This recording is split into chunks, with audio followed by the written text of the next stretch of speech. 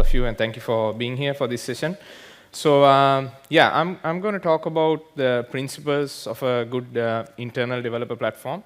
So just to be clear, this is not about capabilities. It's going to be about principles. So the structure of the presentation is such that I'm going to start off with defining why you need an IDP really, right? Trying to explain the purpose behind it, and then going to be talking about what it should be providing and whom it should be providing those. And then we are going to talk about how do you really extract a set of principles to build an IDP, or to build an IDP yourselves, or to buy an IDP from somebody else. So that's going to be the structure of the presentation, and I'm going to be talking about 10 key principles that I think are important to have in an IDP. So that's going to be what I'm going to be talking about. So just to get started off with, so why do you need an internal developer platform? Why would anyone need an internal developer platform, right? So to explain this, I decided to use an analogy of a city, a planned city versus an unplanned city. So what's an unplanned city? An unplanned city is a place where you let anyone build anything they want, wherever they want, whenever they want, however they want it, right? So you have people building different kinds of houses, schools, hospitals, clinics, and all of these things all together, right? Wherever they want, whenever they want. And what is the outcome of this, right? It's obviously chaos, right? Because you might have now factories within residential areas, right? Hospitals within factory areas. And to get something done, it takes a long time, right? Because this is not optimized. You have to go all over the place. There's a lot of wastage in commute, a lot of wastage because things are not organized, right? And a lot of possibly health hazards, security hazards, all because you just allow anyone to do anything they want, however they want, wherever they want, right? And obviously it looks ugly from the outset as well, right? Because there's no order, there's no consistency, so it looks ugly on the outset as well. But compare that to a planned city. A planned city is a place where everything is organized. You have your neighborhoods, residential areas, urban areas, schools, government administration offices. They are clearly demarcated, right? So this is a place where everything is organized, right? If you heard about this project that the Saudis are doing these days, creating this thing called the line, right? Where they are basically setting up a straight line of infrastructure in the middle of a desert, and they are basically bringing in everything into it, right? And their promise is, so houses, schools, malls, everything into it, right? And their promise is, to get something done, it's going to be, your maximum commute is going to be 20 minutes, right? So if you want to get to a school, it's going to be 20 minutes max, right? If you want to get to a hospital, it's going to take 20 minutes max. The reason why you can achieve that is because everything is organized and put in order, clearly thought of, right? You don't get that with an unplanned city. Now apply that to the enterprise, right? So this is the same situation we have in the enterprise. All of us are in organizations. We have many different teams, many different developers developing many different kinds of applications. Imagine what will happen if you let anybody in your teams build whatever they want, however they want, whenever they want, wherever they want, right? You'll end up with absolute chaos. You'll end up with applications that don't have consistent interfaces. You'll end up with different teams learning and relearning the same things over and over again, lots of inconsistencies. You'll have different teams purchasing different kinds of tools to solve the same problem, and every team solving the same problem and not sharing that information with each other. So that is what you end up with, without a proper order, right? So this is what an IDP is supposed to solve. It's supposed to bring order to this chaos, right? It's supposed to give you consistent interfaces, share what you have from the other teams, have consistent processes, use the same set of tools. So this way, you don't waste a lot of time. You deliver faster. You don't learn and relearn the same things that 3 or 4 of your other teams have already done within the organization.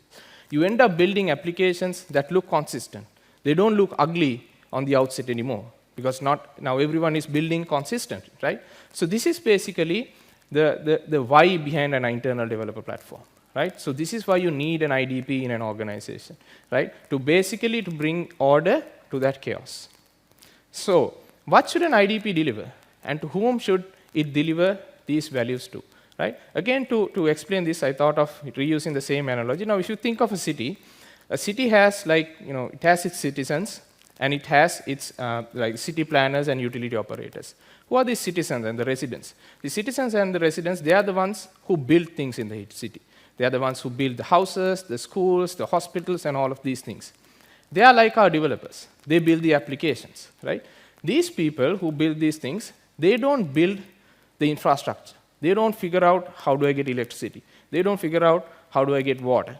They don't figure out how do I deal with my sewage system and all of that. They rely on those systems given to them by the city council, right? So this is like these citizens are basically just like our developers.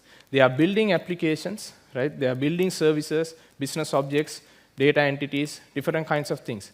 They don't build the underlying infrastructure. They rely on it from the platform, right? So this is one category of people that an IDP should be catering to, right? And the next category, obviously, are these city planners and utility operators. They don't build houses. They don't build schools, right? But they build the electricity infrastructure. They build the plumbing system, the water lines, right? All of these things, zoning rules. They are the ones who provide that infrastructure. And these are like our platform engineers and operators, right? They don't really build the applications, but they provide the underlying infrastructure that these application developers need. So this is basically the landscape of what an IDP should be providing, right? These utilities that you need, and who they should be catering to. Basically, the developers and also the operators as well. So you may have heard about IDPs before, and you see a lot of talk about IDPs being for developers. But really, it is also for platform engineers as well, right? And we'll get into the details as we go along. So it's not just the developers, but also for platform engineers too. And so if you want to really think of, okay, what are the principles, or like going beyond the principles even, what are the capabilities this should have? One critical thing to understand is getting this right is all about understanding that this is about abstractions. It is all about understanding that this is all about getting your abstractions done right. Now, if you think of a city again, you see 4 layers of abstractions, 4 different layers of abstractions. The first one is about domains. So this is like the city's neighborhoods, right? Like I mentioned before. It has residential areas, it has school zones, it has urban areas, and these kinds of things. So an enterprise is like the same. Any business is like the same. You may have your financial space, your financial systems operating. You may have like sales and marketing, right? You may have other areas of abstractions. So getting these abstractions right is key to building or understanding the principles of an internal developer platform. And going beyond the neighborhoods now you get into the actual business. So what is the actual business? These are basically the houses and the shops and hospitals and these kinds of functionality. In an enterprise, these are basically your APIs, your web applications, your jobs that you're building, data entities and things like that, right? So this is the other area of abstractions that is important to get right, right? Any enterprise won't allow, just because you build web applications, right? You shouldn't have the freedom to pick any kind of technology with any kind of framework and so on, right? It needs to be abstracted out, clearly guardrailed, so that whatever you're building becomes consistent, right? Aligns with the rest of the organization, right? So getting those abstractions right for those business functions is also critically important. So that's like the second bucket of abstractions to get right. The third one is about deployment, right? So apply this analogy to a city. Now, you may have your neighborhoods, you may have your houses and schools and everything, but they'll still not be running. Because in order to run these systems, you need the electricity, you need the water lines, you need the sewage systems, you need the laws, right? So these are the things that are actually needed for running the system now. So this is another area of abstractions to get right. Apply this to your enterprise. This is basically your CI/CD pipelines, your infrastructure automation layers, right? This is what are the things that are needed to run those systems. And finally, the fourth is about middleware. So you may have all these things, neighborhoods, house, you may have the things that electricity and all of these things, but you need to get these things connected together, right? You need to get them connected and talking to each other in a controlled and a governed manner. So this is all about the middleware. This is about your gateways, your firewalls, your ingress controllers, egress controllers, and all of these things. Getting them connected together in a consistent and an architecturally proper way. So this is the fourth kind of abstractions to get right. So these are the kinds of abstractions that you have to think about when deciding on the principles of an IDP. So next we'll talk about what are these principles that get derived or emerge out of these abstractions, right? So there are 10 of them I'm going to be talking about today. The first one is about separation of concerns. So this actually has two parts to it. The first one is about separation of concerns, understanding that there are developers and operators that an IDP should be catering to, right? These are two very different kinds of people, right? The things they do, their interests and goals are very different, right? If you think of a developer, you think of a developer come as a developer to a platform. If I'm a developer, what are my interests? My interests are to build my applications. My interests are to build my APIs, my jobs, and all of these things. But as an operator, that's none of my business. As an operator, my interests are to provide the connectivity, to provide the infrastructure, to make sure the scaling is done right. So these are my interests. So when deciding an IDP, it's very important to understand that this should be catering to both of these audiences. The functionalities that you need for these two kinds of people are very different. The abstractions you need for these two kinds of people are very different, right? Now think of a developer, for example. Now, when I write a piece of code, I run it on my laptop or somewhere, I run the test, it seems to be working fine, I push my code to JIT, and now it has to get into production. Do I, as a developer, really care whether this is running on a container or on a VM or as a serverless function and so on? For the most part, no. Right? I have a piece of code, it's functional, I push it, now it has to run on production. So that part is not really relevant for me. So if it's not really relevant, the platform should hide it away from me. It should abstract it out, right? Because I don't care, right? So that's one aspect of the developer. But now put the operator hat on. Does the operator need to know whether this is running on a VM or on a container or on a serverless function? Absolutely yes, right? Because without knowing that, you cannot operate it, you cannot scale it, right? So from an operator point of view, it shouldn't abstract the information out. It should expose it so that these operators can work with it, right? And this, another example is about the programming language. Now, if I'm a developer writing something, do I care about the language and the technology? Of course I have to care, right? Because without that, I cannot develop my code, right? So I need to know what the build script is, I need to know what are the libraries are, all of those things I need to know. So that should not be abstracted away from me in the platform, right? Because as I'm a developer, it should be exposed to me. But think of an operator. To an operator, everything is a workload. Whether this is a Java workload or a Go workload or a C# workload, the operator doesn't care. It's a workload, right? So it's okay to abstract that part out from the operators. So understanding this separation of concern is critically important in an IDP. And the second part of the separation of concern is understanding that there is a control layer and then there is a runtime layer. The control plane and data plane, as Kanchana was also referring to several times, right? So the control layer is where all your signaling instructions are issued from, right?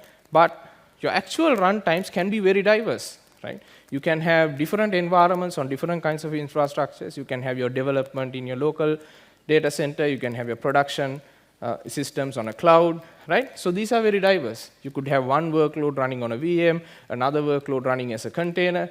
They can all be very diverse. You can have different environments on different clouds, right? So all of these are, the diversity that the runtime offers, right? But across all of these diversity, you need one consistent control plane so that you get one interface to control everything behind the scenes. So understanding this separation is critically important for an IDP, right? So that's like the second part of it. And the third one is about enterprise portal. So believe it or not, many organizations that I deal with don't really know everything they have in their organization. You go as a developer into an organization, try to build something, you're trying to find some kind of service like the order processing service or something. The answer is, I know a guy who knows a guy who probably knows another guy where the order processing service is. That's the reality on the ground, right? I was talking to some customer yesterday, And they don't know how many services they have. They don't know what services they have. That's the reality. So another key principle in an IDP is to give that discoverability, that visibility into the organization. So that's one key aspect of a portal. But that's not the only thing, right? So just because you discover, that's not sufficient. An IDP should also make it easy to connect and consume those services. Just discovering is not sufficient. Simplify that process, make sure it aligns with your organization's policies and so on. So getting that part is also critically important. And not only for consumption, like I said, but also for creating stuff. So you may have heard about golden paths and things like that for developers, right? So these are also critically important. So this portal has to be used as the entry point for getting stuff into the system as well, not just discovering stuff within the system, right? So it should create these paths, these governed ways for developers to put stuff, contribute stuff back into the system. So that's another aspect of it. And a third aspect of this portal is the governance, right? Just because I have a golden path, to deploy my Java service, doesn't mean I get it, with the best standards possible, right? You need to put in the relevant governance policies to make sure that there are no security loopholes, it aligns with the organizational best practices, the industry best practices, and so on. So this portal aspect should consider not just discoverability of course, consumption, the golden paths, and also the governance rules so that whatever you put into the system is consistent and aligns with everything else in the organization. So that's like the second principle. The third one is domain-driven design, right? So since we have been talking about a city, right? Like I said, cities have neighborhoods, residential, urban, government administration offices, school zones, and so on. All of these neighborhoods, they have their personalities. They have their rules of operations. They are not the same. They change from place to place, from neighborhood to neighborhood. An organization should be the same, right? So if you do not have these zones or neighborhoods, when you're building something, you may end up building things in the wrong place, right?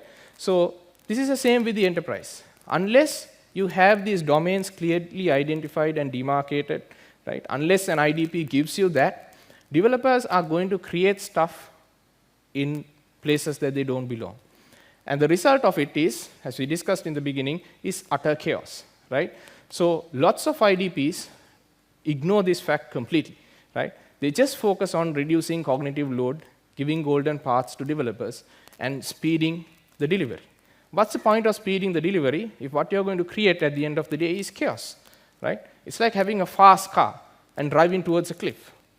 If you're driving towards a cliff, you might as well have a slow car, right? If we are in the business of creating chaos, you might do it slowly. What's the point of doing it fast so that you have time to adjust and fix it, right? So this is the importance of this principle of getting these domains right so that developers, when they're contributing stuff, they don't end up creating chaos at the end of the day, right? So that's the importance of that particular principle and why an IDP should facilitate that. The fourth one is about having an API-first mindset in the IDP. Now, when I say API first, I don't mean REST APIs and open APIs and GraphQL and so on. This is about having an API-first mindset. And what does that mean? So you create different things in your platform. Services, web applications, jobs, databases, caches, queues, and all of those things. Having an API-first mindset means understanding that this is going to be used not just by me, but by many other folks, right? It's going to be shared. It's going to be reused. And therefore, you have to treat everything, the IDP has to treat everything as a contract, right? As a product. It needs versioning. It needs revisioning, right? It needs proper deprecation policies, right? It needs proper lifecycle management. If things are no longer adding value to it, it should be taken off. Otherwise, it ends up becoming garbage in the system.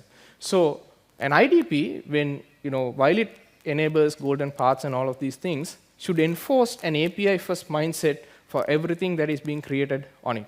Otherwise, at the end of the day, you end up creating a lot of garbage and nobody, again, knows what's in the system. And it also ties into the portal aspect of it because having an API-first mindset also means that things have to be discoverable. So that's a sub-part of it as well, right? So this is the fourth principle, having an API first mindset, right, within the IDP. The fifth one is about, similarly, having a security first mindset, right? So this is, of course, an important aspect too. Now, when you are living in a city, people, the citizens, they want to feel safe. They want to feel protected, right? So security has to be built into the system from day one. You don't feel safe and protected if you have lots of security guards, lots of checkpoints, checking your bags everywhere you go, having lots of military on the roads, right? Okay. It may sound secure, but you don't get that sense of security in that kind of an ecosystem. What you get is anxiety, right? So, and the reason for this is because security is not built in. It's added as a patchwork, right? That's why you get all of these gateways, all of these checkpoints, right? But if it is built into the system, the citizens can feel safe. And therefore, when you apply this to the enterprise, when developers contribute their stuff into the platform, they feel safe, they feel protected. So thinking about security, or the security has various dimensions to it. If you think of applications, authentication, authorization, for services, you think about data that is stored on disk. You need to think about how safe and secure they are. Are they properly encrypted, especially this sensitive information? Then data that is moving along between workloads, are they properly encrypted? So there are various aspects to this security. Role-based access control, who can do what, right? So all of these things have to be built in. If you bring it as an add-on or as a patchwork, you get that same feeling as if there are too many security guards, too many military personnel, and so on, right? That's a false sense of security, right? So, and of course, the benefits are that developers and operators who are running this system, they feel safe and secure. So that's like the fifth principle, having a security-first mindset in the IDP. The sixth one is about a universal interface. I can't count the number of IDPs that are out there that claim to be IDPs, but they're just a collection of tools put together with a script, right? This is not an IDP. That's basically a set of tools put together, right? IDP stands for Internal Developer Platform. I wish it stood for Integrated Developer Platform, right? Because there are so many tools out there that claim to be an IDP that are just a collection of, Argo CD with some Grafana and, some Prometheus OpenSearch, and you stitch it all together and call it an IDP. That's not a true IDP, right? As we discussed in the beginning, it's supposed to elevate the experience of the operators. It's supposed to elevate the experience of the developers. You don't get that elevation by putting a set of tools together. It's like this vehicle diagnostic tool, right? So you have this vehicle diagnostic tool, you plug it into the OBD port of your car, and you get all the diagnostics in one interface, right? All the data from the sensors, the other parts from the system, tire pressure, heat of the engine, everything in one interface. Now imagine if you are given 20 different tools to get this information from. One for checking tire pressure, one for checking the heat, right? So that's basically these systems that are put together. It's not integrated. It's not one interface. You have to use different tools for different jobs, right? One tool for deployment, another tool for logs, another tool for analytics, and so on, right? And therefore, having a universal interface across all of these systems is critically important. Otherwise, you don't get that elevated experience for your operators and the developers. So that's like principle number 6. Principle number 7 is self-service. So this is again a very common thing in IDPs. If you read about IDPs, you'll see this written 100% everywhere. It's about self-service, right? But so this is basically, so why this is important is when a developer wants to get something done, they shouldn't now be really in the business of creating tickets, calling the SRE team, and so on, right? So they should have the freedom and flexibility to get something done, things done themselves, right? So you do something, it gets automatically created. You get the logs, it automatically comes to you in your interface, and so on, right? So this is about self-service. But what tends to get ignored is that these operators, they also need self-service. It's not just the developers, right? Think of the operators providing utility facilities to a city. They need consistency. They need guardrails, right? You can't be giving 110 volts to one part of the city and 220 volts to another part of the city, right? Can't be given different water pressures to different parts of the city. It needs to be consistent. So they need self-service capabilities for the IAC rules that code that they may be writing, for when dealing with the sensitive information. They need the proper guardrails, right? When doing risky actions, they need the proper guardrails. Otherwise, you just end up doing these repeated, boring things every single day, writing Terraform code, Polymia, or whatever, over and over again, right? So so not just the developers, the operators too, they need self-service from the platform, from the IDP, right? So that's principle number 7. Principle number 8 is about becoming ops-driven, declarative, and automated. Now, obviously, to get this elevated experience, everyone understand that automation is critical. Everything has to be automated all the way down, right?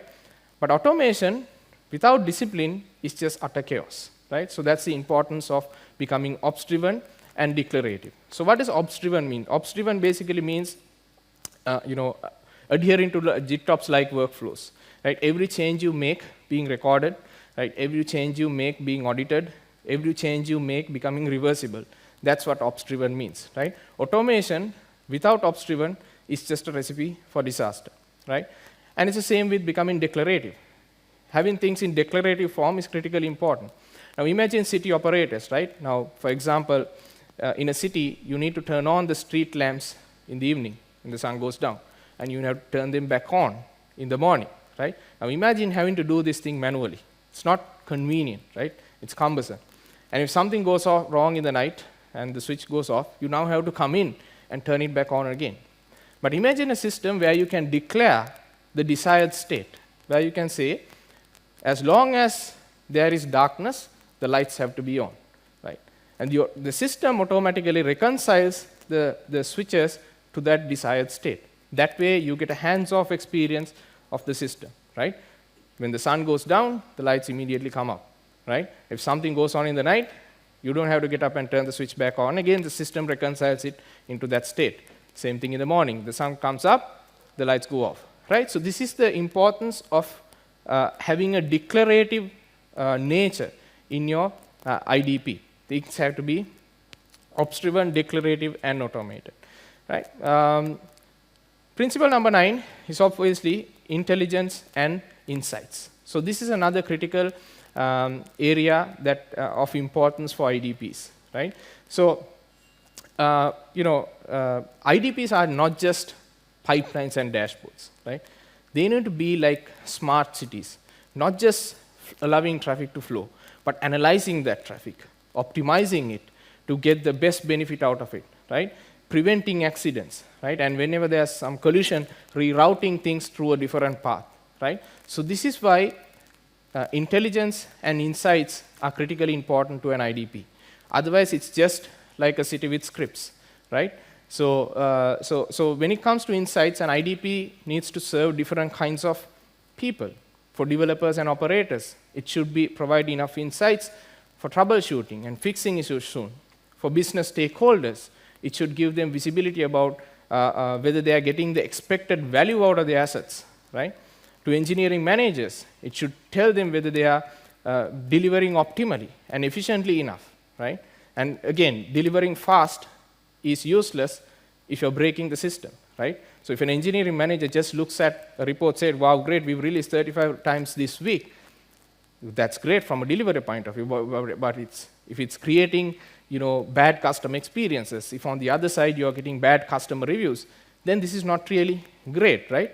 You should slow down and improve on the quality. So this is why these integrated insights and intelligence is important, right? Otherwise, it's just some reports that you look at, right? So intelligence, of course, is not just for insights, but across the board for efficient modes of operating. Now, Kanchana showed a small demo where intelligence is used for actual development and deployment, right? So intelligence is across the board, not just for insights, right? So being intelligent and insightful is another key principle of IDPs, especially in the world we are operating today. The final principle, The final principle I want to leave you with is treating an IDP as a product. So I've seen this mistake done many times. IDPs are treated as projects, but that's not a good situation to be in, because software delivery never ends, right? You deliver software every day, and it never ends. But the ways in which you deliver software changes. The kind of software you deliver changes. Your workflows changes, right? But software delivery never changes. A project is something you start and finish, right? So an IDP cannot be a project. If it becomes a project, you take it today, you build it, you finish it, and you produce something that is good enough for today's situation, right? Today's state of the world. Come tomorrow, everything's changed, right? Your workflows have changed. The type of software you have to deliver has changed, right? So that is why treating your IDP as a product is critically important. And what does that mean? That means it needs to have a clear vision and a roadmap. It needs to have regular release cycles. It needs to have proper life cycle management on your features, right? Incrementally improve your features, garbage clean the features that are not adding any more value. So it needs a product mindset, right? Not a project mindset, right? And non-technical aspects of it, such as adoption. Having a good capability, while necessary, is not a sufficient factor for the success of any product. It could be working great, but if people are not aware of it, if people are not adopting it, it's still a failure, right? So that is why treating the IDP as a product is critically important, right? Not just the functionality, getting it adopted, getting awareness is critically important. And of course, continuous adaptation. Today it might be serving VMs, tomorrow containers, serverless, and who knows what next, right? AI workflows and all of these things. So continuous adaptation is important. So that is why it's important to treat it as a product. So that brings me to the end of my presentation. So these are the 10 key principles we talked about. So I think it's when thinking of the principles or capabilities of an IDP, you have to understand why you need it. You have to understand what it should give, to whom it should give it. You have to understand that it's all about the abstractions, getting the abstractions right. And then these are some of the 10 principles that I thought are critically important to get a good IDP.